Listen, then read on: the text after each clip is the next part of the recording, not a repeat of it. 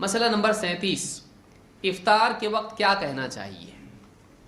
عبداللہ ابن عمر رضی اللہ تعالیٰ کہتے ہیں کان رسول اللہ صلی اللہ علیہ وسلم اذا افطر قال ذهب الظمأ وابتلت العروق وثبت الاجر ان شاء اللہ۔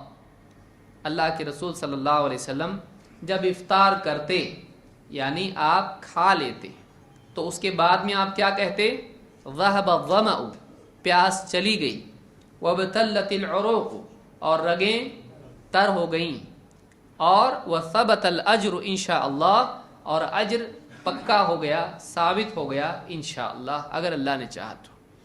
اس روایت کو امام ابو داؤد اور حاکم نے روایت کیا ہے، اور اس سے معلوم ہوتا ہے کہ افطار کے وقت مومن کے جذبات کیا ہونے چاہیے۔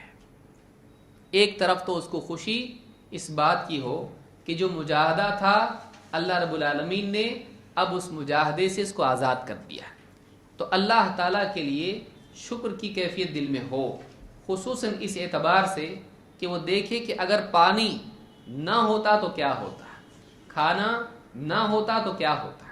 دن بھر کی بھوک کے بعد جب اب پانی اور کھانا ملا ہے، اب اس کی لذت بھوک پیاس کی وجہ سے اور بڑھ گئی ہے۔ بھوک پیاس سے کیا ہو گئی اس کی لذت، اور پانی کی اہمیت تب معلوم پڑتی ہے جب پیاس سے آدمی گزرتا ہے۔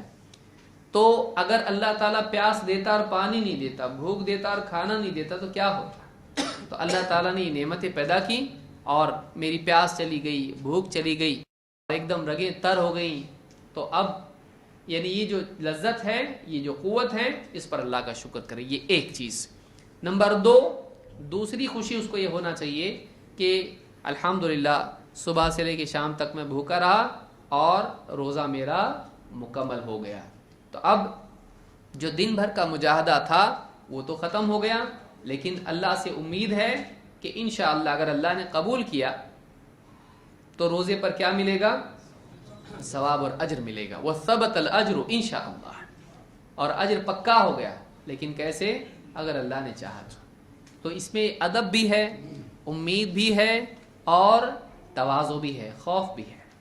امید ہے کہ اجر ملے گا انشاءاللہ، لیکن خوف بھی ہے اگر اللہ قبول نہ کرے تو نہیں ملے گا۔ اگر اللہ نے چاہا تو اجر ملے گا، اللہ نے قبول کیا تو اجر ملے گا۔ تو یہ دعا اللہ کے نبی صلی اللہ علیہ وسلم کی ہے۔ اذا افطر سے مراد افطار کے بعد ہے، کیونکہ ظاہر الفاظ اس کے یہی بتا رہے ہیں کہ پیاس چلی گئی، تو یہ کیا ہے؟ کھانے کے بعد ہے، کھانے پینے کے بعد ہے۔